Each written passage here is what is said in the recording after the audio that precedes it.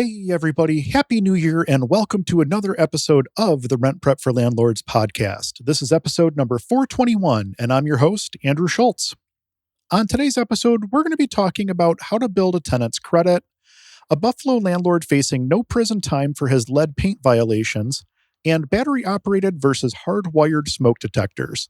We'll get to all that right after this. Welcome to the Rent Prep for Landlords podcast. Now your host, Andrew Schultz. The Rent Prep for Landlords Facebook group is over 14,000 members. Our group members get access to our Sherwin-Williams and PPG paint discount programs, can ask questions in our monthly AMA sessions, and so much more. So if you have a question or a situation that you've never encountered or just need to bounce an idea off a huge group of housing providers, this is the place. If you haven't checked it out yet, do it today over at facebook.com/groups/rentprep. Don't forget to mention the podcast when answering the questions so we know how you found us.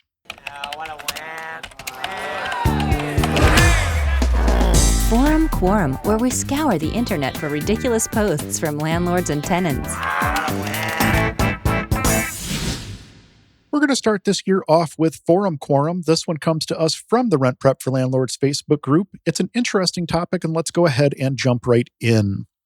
What's the best way to report a tenant's on-time rent payments for the purposes of building credit? She's my only tenant. I don't use a property manager, and I can't afford to subscribe to any landlord programs. This is her first apartment, so it could be a really good opportunity for her. Thanks in advance. And again, this one comes from the Rent Prep for Landlords Facebook group. As a smaller landlord, it's not easy to report payments to credit bureaus.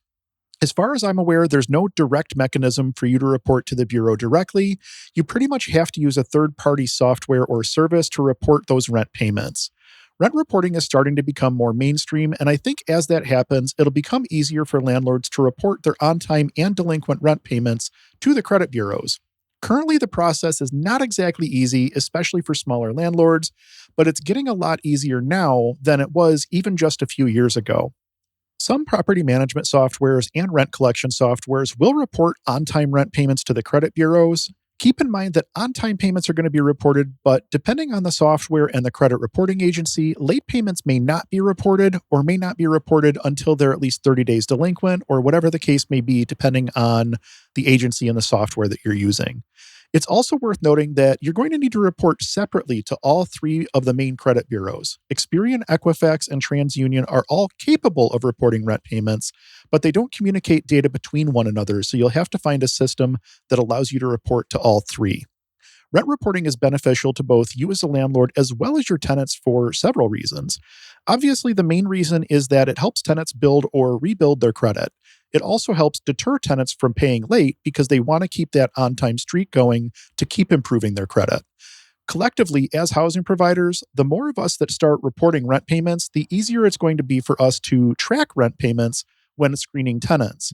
Seeing a trade line on a tenant's credit report that shows a full year or more of rent on time can really help reduce the risk when screening tenants. Chances are there is going to be some sort of fee for reporting the on-time or delinquent rent payment information.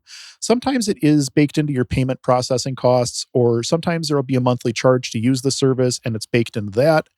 As far as who should be the one paying, landlord or tenant, that's a business decision that you'll have to make. You may find that tenants are willing to pay for this service or split the cost of the service with you as the landlord. Our management software reports this automatically on a monthly basis. There are several different payment processors and property management softwares out there that are capable of handling rent reporting to the credit bureaus. Unfortunately, I'm not in a position where I can necessarily recommend one, as I've not had an opportunity to really use any of them outside of our management software. My recommendation is to do some additional research on the different options out there, look for some landlords who have used that service, and get opinions from them on the quality. Rent reporting has the potential to change the game for landlords and tenants, and I think it's especially important now with the ever-rising cost of housing, but it's going to take a while to get everyone on board. All right, let's go ahead and jump over to In the News. It's been a while since we've done one of these, and this is going to be an update to a story that we first discussed just over a year ago in episode 392 of the podcast, which was back in November of 2022. Let's go ahead and jump into the story here. Title of the story is No Prison Time for Buffalo Landlord Whose Rental Homes Poison Children with Lead, written by Patrick LeCamp from the Buffalo News, and this was published back in November of 2023. Angel Delphin, considered one of the worst, if not the worst, rental housing operators in Buffalo, avoided a prison sentence Monday despite what a prosecutor called Delphin's, quote, complete misrepresentation to the court, unquote, about his criminal behavior. U.S. District Court Judge Lawrence J. Villardo sentenced Delphin to 5 years of probation, 8 months of home detention, 600 hours of community service, and restitution of $115,000. Delphin in April pleaded guilty to a felony charge of falsely stating that he had no knowledge of lead-based paint hazards in 23 rental homes that he sold. A plea agreement between Delphin, 58, and the U.S. Attorney's Office included an advisory guideline range of 8 to 14 months of imprisonment and a fine between $5,500 and $55,000, although the judge was not bound by that. In written submissions to the judge, Delphin contended that, for the most part, he was not the owner of the properties and that he was suffering from COVID-19 when he signed a, quote, stack of documents that were false. The truth is much different, Assistant U.S. Attorney Aaron J. Mango said in a court filing. At Monday's hearing, Mango said Delphin is trying to excuse his conduct. The government acknowledged Delphin managed several properties on behalf of a real estate investor in Hong Kong. An investigation revealed that Delphin essentially controlled all aspects of the real estate portfolio. Delphin was informed of all lead paint-based issues with the properties, made decisions on what repairs needed to be made, obtained a power of attorney from the investor, and then ultimately sold the properties with false lead paint disclosures, Mango said. As early as September 2018, before his COVID-19 illness, Delphin discussed investment strategy with the Hong Kong investor and laid the groundwork for a sale of the properties. By June 2019, Delphin told the investor that 4 houses were sold and that he needed the power of attorney to get the rest done quickly. The investor gave Delphin the power of attorney, allowing him to sell the homes. In a November 20th, 2020 email sent about 3 weeks after a temporary restraining order was issued in a civil case being pursued by the New York State Attorney General's office against Delphin, he told the investor that it, quote, would have been very bad if I didn't sell the houses in Buffalo before the temporary restraining order, unquote. Taken as a whole, the emails between Delphin and the investor show the control Delphin had over the real estate portfolio, and that the defendant's sale of the properties was not the result of being thrust a stack of papers to sign while he was recuperating from COVID-19, Mango said in a court filing. I'm truly ashamed of what I did and what I did not do, Delphin told Villardo at the hearing. Delphin said he continues to hope and pray that those who lived in the rental homes are healthy and living productive lives. His crime posed a danger to the health of children who lived in the properties, Villardo said, calling it the kind of offense that really pushes my buttons. I agonized over whether to impose a sentence of imprisonment, he said. The judge said he opted not to incarcerate Delphin, in part because of the character letters sent on his behalf.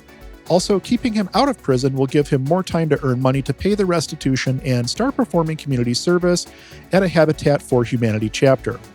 I have no doubt that you're a very good person who did a very bad thing, Villardo told Delphin. At the height of his operation, Delphin owned or controlled more than 150 single and two-family homes in Buffalo, rented mostly to low-income people of color. At least 63 of the houses were cited for lead paint hazards, and 29 children living in 22 of the homes did suffer from lead poisoning, according to the State Attorney General's office.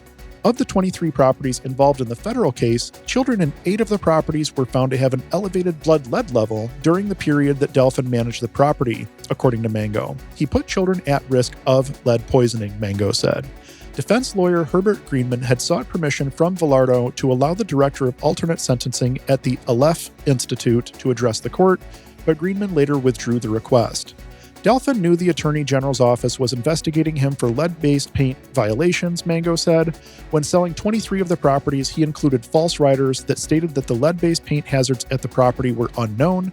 Had the buyers known of the lead-based paint hazards at the property, they would have spent an average of $5,000 per property to stabilize the hazard, for a total of $115,000. The plea agreement calls for Delphin to make restitution for the full $115,000. The prospects of him making that restitution seem doubtful. Financially, Mr. Delphin is destitute, Greenman said in a court filing.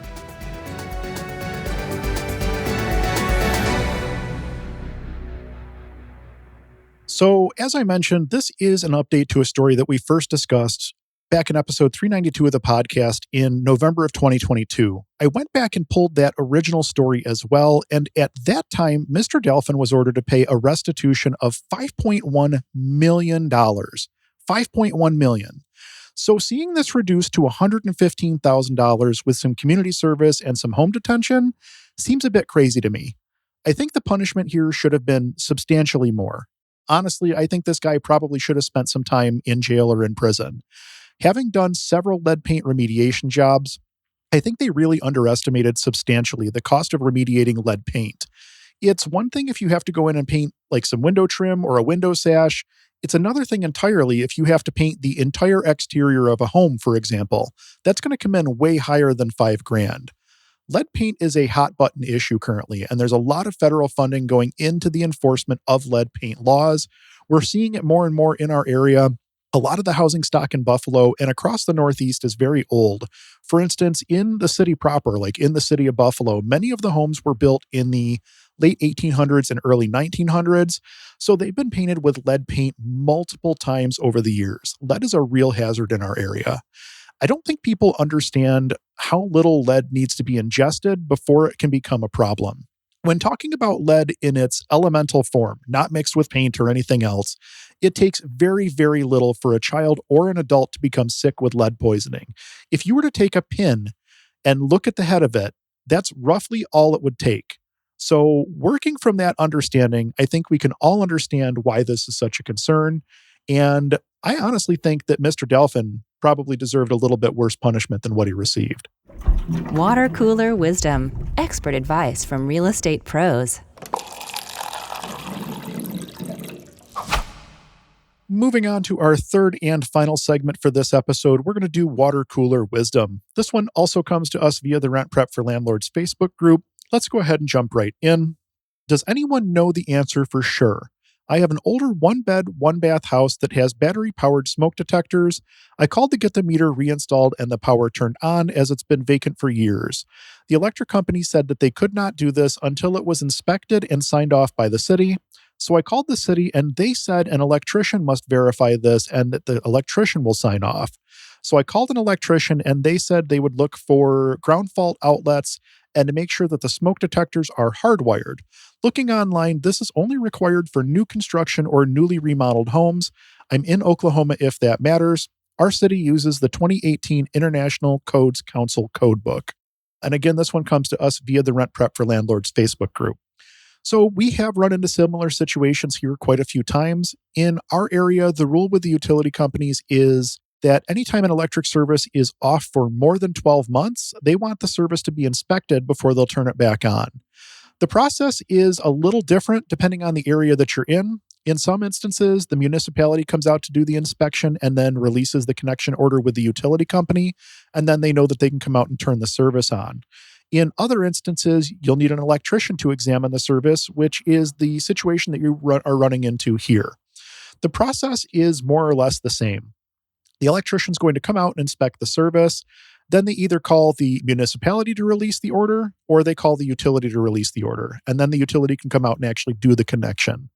We're starting to see more and more municipalities moving to having a licensed electrician handle the inspections. And I think that the reason for this is twofold. Number one, it takes the liability off the municipality. If one of their inspectors misses something and approves a service to be turned back on, and then there's some sort of a short or a fault in the service and the house burns down, they're going to be talking to the inspector that approved it. So this takes a lot of the liability off of the municipality.